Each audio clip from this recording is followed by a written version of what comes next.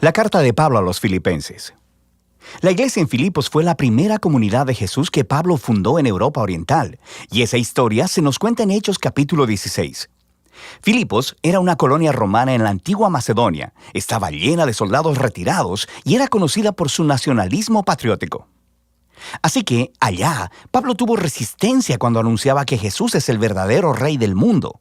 Después de que Pablo salió de allá, aquellos que se hicieron seguidores de Jesús continuaron sufriendo resistencia, incluso persecución, pero siguieron siendo una comunidad vibrante, fiel al camino de Jesús. Pablo envió esta carta desde una de sus muchas prisiones y lo hizo por una razón muy práctica. Los filipenses habían enviado a uno de sus miembros, Epafrodito, para llevarle un regalo monetario a Pablo para su sostenimiento en la prisión. Pablo envió esta carta de regreso con Epafrodito para decir gracias y para hacer mucho más que eso. El diseño de esta carta no desarrolla una sola idea de principio a fin, como muchas de las otras cartas de Pablo. Más bien, Pablo ha reunido una serie de ensayos cortos, reflexivos o bocetos, y todos giran alrededor del centro de gravedad de esta carta, un poema en el capítulo 2. Este recuenta artísticamente la historia de la encarnación del Mesías, su vida, muerte, resurrección y exaltación.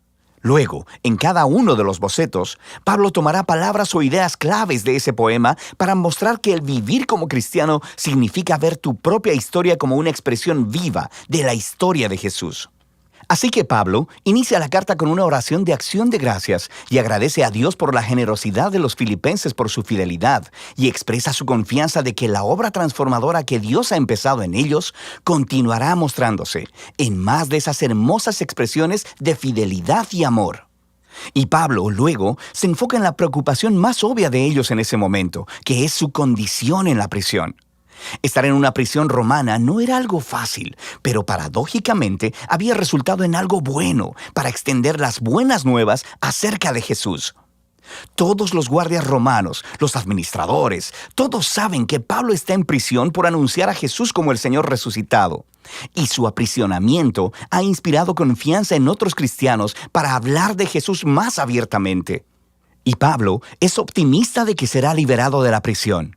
Pero es posible que sea ejecutado. Y mientras reflexiona en esto, dice que realmente no sería tan malo, porque para mí, dice Pablo, vivir es el Mesías y morir es ganancia. Para Pablo, su vida en el presente y en el futuro es definida por la vida y el amor de Jesús por él. Así que, si es ejecutado, eso quiere decir que estará con Jesús, lo que sería grandioso para él. Y si es liberado, significa que puede seguir trabajando para empezar más comunidades de Jesús, lo que sería mejor para las demás personas, y esto es lo que él espera que suceda. Y nota cómo funciona este flujo de pensamiento.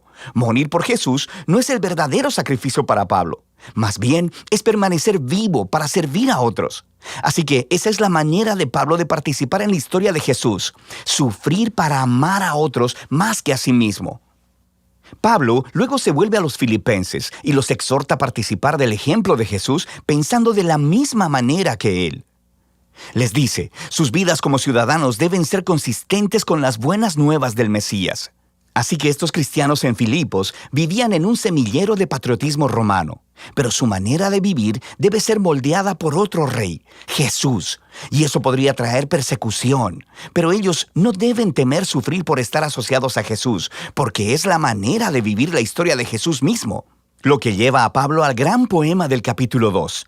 Es muy rico y está lleno de ecos de pasajes del Antiguo Testamento, especialmente la historia de Adán y su rebelión en Génesis 1 al 3 y de los poemas del siervo sufriente en el libro de Isaías. Este poema es digno de memorizarse. Es una hermosa versión condensada de la narrativa del Evangelio. Antes de volverse humano, el Mesías existía en un estado de gloria e igualdad con Dios.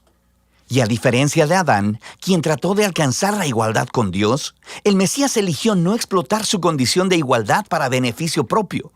Más bien, se despojó a sí mismo de esa condición. Se hizo hombre, se volvió siervo de todos y aún más que eso, permitió que lo humillaran. Él fue obediente al Padre al ir a morir en una cruz romana. Pero a través del poder y la gracia de Dios, la vergonzosa muerte del Mesías fue revertida a través de la resurrección.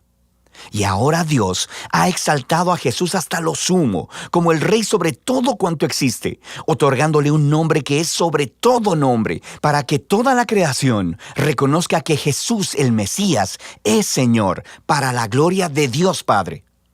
Ahora, esta última declaración es asombrosa. Pablo está citando Isaías capítulo 45, un pasaje donde toda la creación reconoce al Dios de Israel como Señor. El punto de Pablo aquí es muy claro. En el Jesús crucificado y resucitado, descubrimos que el único y verdadero Dios de Israel consiste en Dios el Padre y el Señor Jesús. Así que para Pablo, este poema expresa su convicción acerca de quién es Jesús. Y hace algo más. Ofrece el ejemplo de Jesús como una manera de vivir que sus seguidores deben imitar. De manera que por esta razón, Pablo continúa inmediatamente contando dos historias. Primero, acerca de Timoteo y luego sobre Epafrodito, porque ambas son ejemplos de personas que están viviendo la historia de Jesús. Timoteo es como Jesús, porque él está constantemente preocupado por el bienestar de otras personas, más que por el suyo. Y Epafrodito, a quien los filipenses enviaron con su regalo, terminó arriesgando su vida para servir a Pablo en la prisión. Se enfermó tanto que casi murió tratando de ayudar a Pablo, pero Dios tuvo misericordia de él y de Pablo al librarlo de perder un amigo. El punto de Pablo aquí es que este tipo de personas son ejemplos vivos de la historia de Jesús y son dignos de imitar. Luego, Pablo se vuelve hacia su propia historia como ejemplo.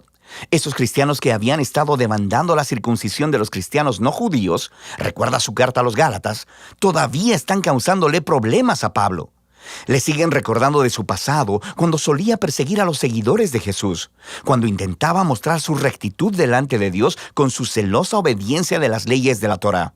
Pero al igual que Jesús, Pablo ha desechado todo ese estatus y privilegio. Él considera todo eso como basura, y la palabra que él usa es de hecho mucho menos cortés. Él está despojándose de todo para hacerse un siervo al igual que Jesús, para participar de sus sufrimientos y de su amor sacrificial. Y hace todo esto esperando que el amor de Cristo lo sostenga hasta la muerte y hasta la resurrección.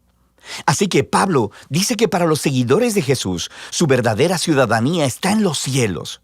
Pero para Pablo, esto no significa que debemos estar esperando salir de la tierra e ir al cielo algún día. Más bien, el cielo es el lugar trascendente donde Jesús gobierna como Rey.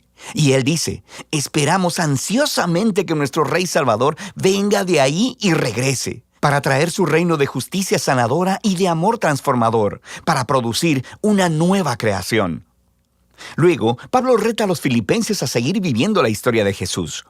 Él primero se dirige a dos mujeres líderes prominentes en la iglesia que trabajaron junto a Pablo, y ellas tienen alguna clase de conflicto. Así que Pablo les ruega que sigan el ejemplo de humildad de Jesús, que se reconcilien y sean unificadas.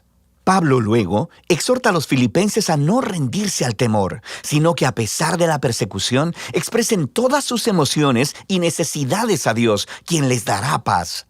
Y esa paz, dice Pablo, viene al enfocar sus pensamientos en lo que es bueno, verdadero y amable.